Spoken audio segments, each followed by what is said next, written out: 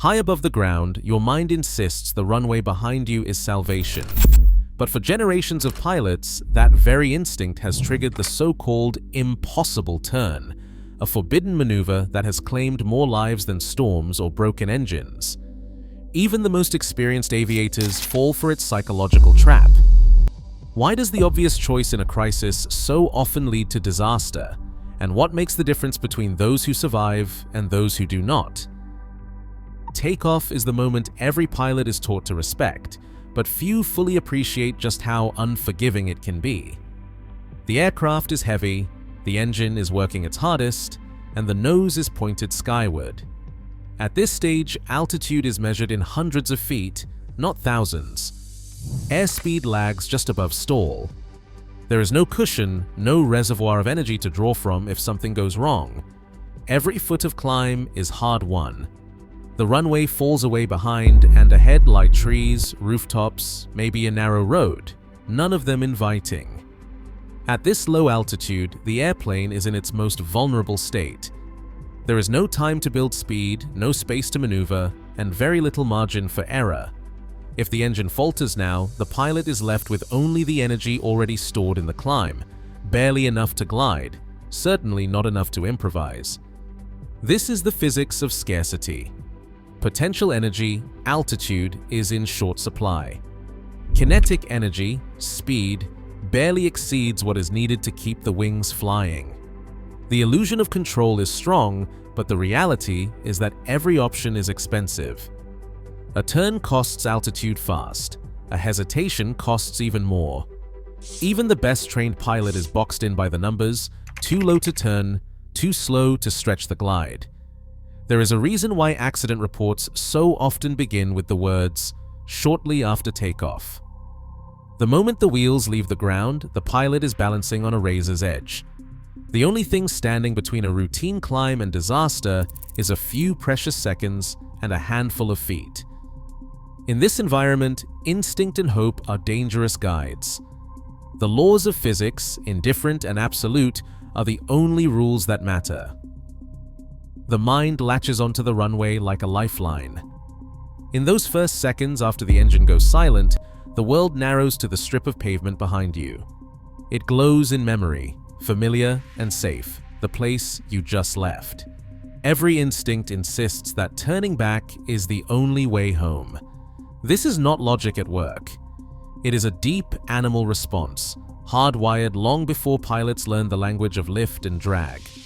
The runway represents survival, order, a way to undo the chaos that has just erupted in the cockpit. Yet that urge is more than just hope. It is shaped by the quiet economics of ownership. The airplane is not just a machine. It is a prize, an investment, sometimes a dream realized after years of sacrifice. The thought of abandoning it to the trees or rooftops ahead is almost unbearable. The urge to save it, to return it to the safety of the pavement, can override all training. The brain begins to bargain.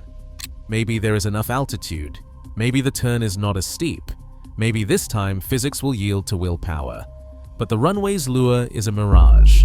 What feels like a solution is, in truth, a trap. Accident investigators find that pilots, no matter how experienced, are drawn into this fixation. It is a form of tunnel vision, a narrowing of options until only the impossible feels acceptable. The smooth pavement behind is not a promise, it is a siren song. The cost of listening is almost always fatal. In the seconds it takes to look back, to calculate, to hope, precious altitude slips away. The airplane and its pilot are pulled toward a decision that is driven not by reason, but by the desperate need to return to what is known and owned. This is the silent battle that unfolds in every cockpit when the engine fails. The struggle between the facts of physics and the illusions of instinct. A sudden engine failure in the climb is never just a test of skill, it is a test of human biology. When the noise stops, the first reaction is not action, but shock. This is not just anecdote. FAA and NASA studies have measured how long it takes for pilots, even those with thousands of hours, to process an unexpected emergency. The numbers are consistent. in a real surprise reaction time stretches to 3, 4, sometimes 5 seconds before the first effective control input. That gap is not a sign of weakness or ignorance.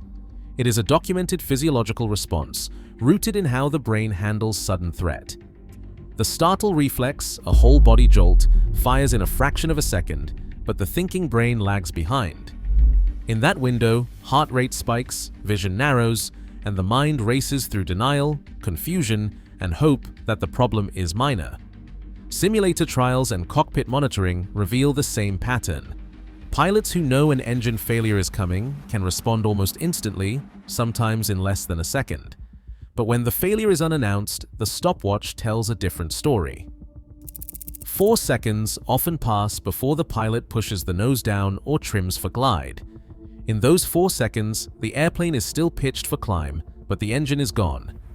Airspeed decays, the nose wants to drop, and any hope of gaining more altitude vanishes. The margin for a safe return shrinks with every heartbeat. This is not a rare outlier. FAA safety. Publications and NASA human factors. Research. Both report a degraded performance window of 3 to 5 seconds after a startle event. Even in high-fidelity simulators, trained airline crews show this delay. The effect is amplified at low altitude, where there is no time to rehearse and no space to recover from a misstep. During those lost seconds, hundreds of feet of altitude can slip away, erasing the very cushion a pilot would need to attempt a return. The numbers are clear. The startle effect is not just a feeling, it is a measurable, repeatable thief of time and energy. In the climb, that gap is often the difference between a survivable off-field landing and a tragic stall and spin. In the world of aviation safety, few moments have been studied more intensely than the minutes after US Airways Flight 1549 lost both engines over New York. The NTSB hearings became a kind of laboratory, testing not just aircraft performance, but the limits of human reaction. Investigators ran simulator after simulator, watching pilots attempt the impossible, a turn back to LaGuardia with the engines out and altitude bleeding away. On the first runs, crews knew what was coming. They lost power and immediately swung the jet toward the runway. Nearly every time, they made it. The numbers seemed to suggest that a perfect reaction could save the day. But the board demanded realism. Instructors told pilots to wait. Let them process the shock, run through the checklist, argue with their own disbelief. Add 30 seconds of human confusion, the kind that always follows a sudden, catastrophic failure. Now the outcome was different. The simulated jets fell short of the runway every time. The only path left was the river. Captain Sullenberger's decision to ditch in the Hudson was not a gamble. It was the only move left after factoring in the real cost of human reaction time. The hearings made it clear. In the simulator where pilots expect disaster, success is possible. In real life, where the mind must catch up to the chaos, the window slams shut. The lesson reaches far beyond that winter day in New York. It is a warning written into every accident report. Physics will not wait while you decide. The difference between a miracle and a tragedy is measured in seconds lost to shock and hope. The numbers from the NTSB session echo in every cockpit. No matter how skilled, no matter how well trained, the delay is real and it is decisive. Turning back to the runway after an engine failure is not as simple as swinging the airplane through 180 degrees. The geometry is far more demanding. When a pilot climbs out after takeoff, the airplane is already offset from the centerline, tracking away from the departure end. A true return to the pavement requires more than reversing course. It demands an arc of nearly 270 degrees. That extra 90 degrees is the hidden cost most pilots never see until it is too late. Flight instructors and accident investigators have mapped the real path. In a typical training airplane, even a tight 180-degree turn only points the nose back toward the airport, but leaves the aircraft well to the side of the runway. To actually roll out lined up with the pavement, the pilot must keep turning, first to get back toward the field, then to correct for drift and offset, and finally to align with the landing direction. The result is a sweeping three-quarter circle, not a quick reversal. Federal Aviation Administration safety materials and simulator studies back this up. At 70 knots, a Cessna 172 turn radius is over 500 feet. That means the airplane needs to carve a wide arc just to get pointed home, and every degree of turn eats up altitude. The difference between 180 degrees and 270 degrees is not just academic. It is hundreds of extra feet of lost altitude and a much longer path through the air than most pilots imagine. The numbers are unforgiving. What looks like a simple U-turn from the cockpit is, in reality, a complex, energy-hungry maneuver that stretches the airplane's capabilities to the limit. A steep bank is the price of a fast turn. To reverse course before drifting too far from the airport, the pilot must roll the wings to 45 degrees or more. In that instant, the airplane's relationship with the air changes.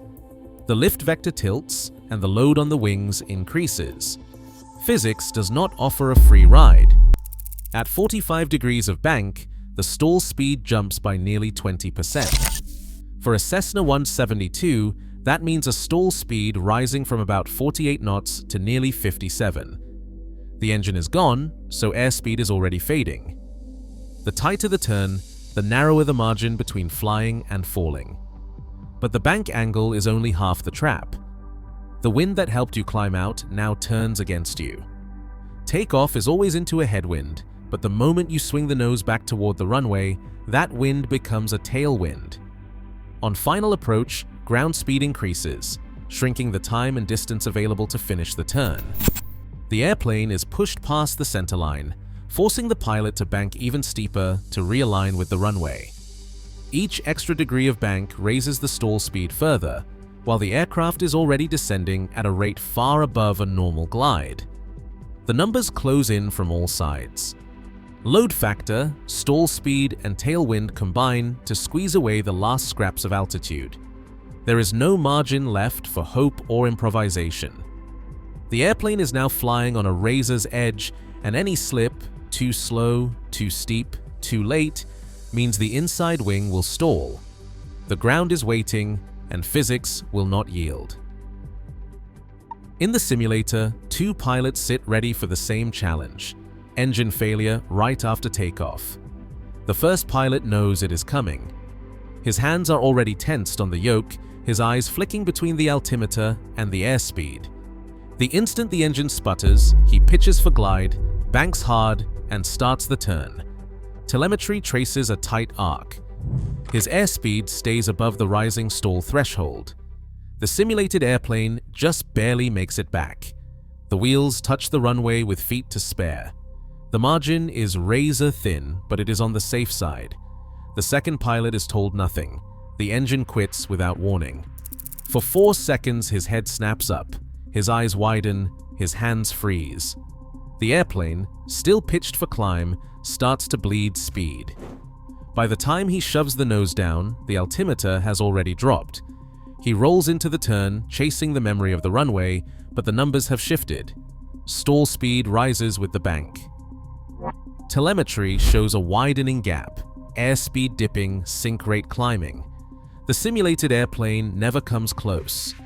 Ground rushes past the cockpit camera and the runway recedes out of reach. The difference is not skill or knowledge, it is those lost seconds, the thief of time. Overlay the two flight paths and the contrast is stark. Perfect anticipation can thread the needle, but even a brief human pause closes the window. The margin between success and failure is not measured in hundreds of feet, but in the heartbeat between shock and action. The simulator makes it plain. In the real world, that deficit is fatal. At 300 feet above the ground, the airplane is still in the turn. The bank is steep, the airspeed is fading, and the illusion of control is strong. Physics is patient. The inside wing reaches its critical angle before the pilot even knows it. There is no warning, no time for a checklist, no second chance. The nose drops, the horizon twists, and the world turns upside down in less than a second. This is the stall spin sequence that investigators find again and again in the wreckage of attempted turnbacks. The record is filled with pilots who should have known better. Commercial certificates, instructor ratings, thousands of hours logged, none of it matters now. In one case, a Mooney M20R flown by a nationally respected safety advocate entered a low-altitude turn after losing power near Lake Placid. The airplane never made it back. Witnesses described a sharp bank, a sudden roll, and then a nose-down plunge into the trees. The NTSB docket lists total time in the thousands of hours. The outcome was the same as dozens of others: stall, spin, vertical impact, no chance of recovery. Stall spin accidents below 500 feet are nearly always fatal. At 300 feet, the numbers become absolute. There is no altitude left to break the fall, no time for skill or experience to intervene.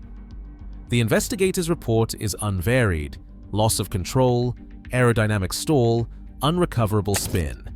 The pattern is so consistent, it feels like an echo, one that repeats year after year, regardless of who is in the left seat. The smartest pilots, the most careful, the most prepared, all meet the same end when they try to outfly the laws of energy and turn geometry.